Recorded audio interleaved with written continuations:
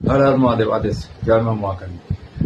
দেখুন, আপনাদের একটা কথা বলছি, কথাটা আপনাদের গায়ে লাগবে বটে। আপনারা প্রতি শনিবার শনিবার শনিদেবের মন্দিরে যান এবং সেখানে শনিদেবকে সর্ষের তেল দিয়ে আসেন, দান করে দিয়ে আসেন। বা যদি পাথরের শনিদেব হয় তাহলে তার মাথাতে ঢেলে আসেন। দেখুন, আমি শনি মন্দিরে যাওয়ারও বিরুদ্ধে নই এবং আপনার তেল চড়াবারও বিরুদ্ধে নই। একটা জিনিস জানবেন যে শনিদেব কিন্তু ঘুষ নেন, ঠিক আছে? এটা জানবেন। কিন্তু তার আগে জানতে হবে, আপনাকে প্রথমে জানতে হবে যে আপনি যে এতদিন ধরে শনিদেবকে তেল চড়াচ্ছেন, সর্ষের তেল দান করছেন, দিচ্ছেন, তাতে কি আপনার সমস্যার সমাধান হয়েছে? সমাধান হয়। কিন্তু আপনি ওই ব্রাহ্মণের চক্করে পড়ে আর কিছু পাড়াতুতো জ্যোতিষীদের চক্করে পড়ে, যারা ওই বাজার থেকে বই কিনে এনেছে আর ওই তাস বেটে বেটে ওই ভাগ্য বলে দিচ্ছে, সেই সমস্ত সব লোকেদের পাল্লায় পড়ে পড়ে আপনার মাথা একদম খেয়ে গেছে। সত্যি কি শনির থেকে আপনার এই কষ্ট আসছে?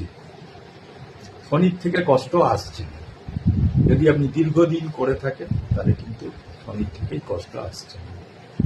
আমি আবারও বলছি, আমি শনিদেবকে তেল চড়াবার বিরুদ্ধে।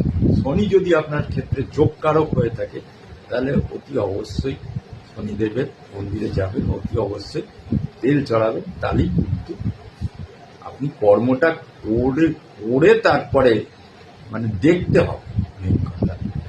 আচ্ছা, আপনার সমস্যা বৃহস্পতির থেকেও আসতে পারে, চন্দ্রের থেকেও আসতে পারে, বুধের থেকেও আসতে পারে, রাহুর থেকেও আসতে পারে, কেতুর থেকেও আসতে পারে, রবির থেকেও আসতে পারে, মঙ্গল থেকেও আসতে পারে, শুক্র থেকেও আসতে পারে। আপনি যদি এই জায়গাটাকে সঠিকভাবে না মানে ডায়াগনোসিস, যে ডাক্তার যে করে দেবে, সেই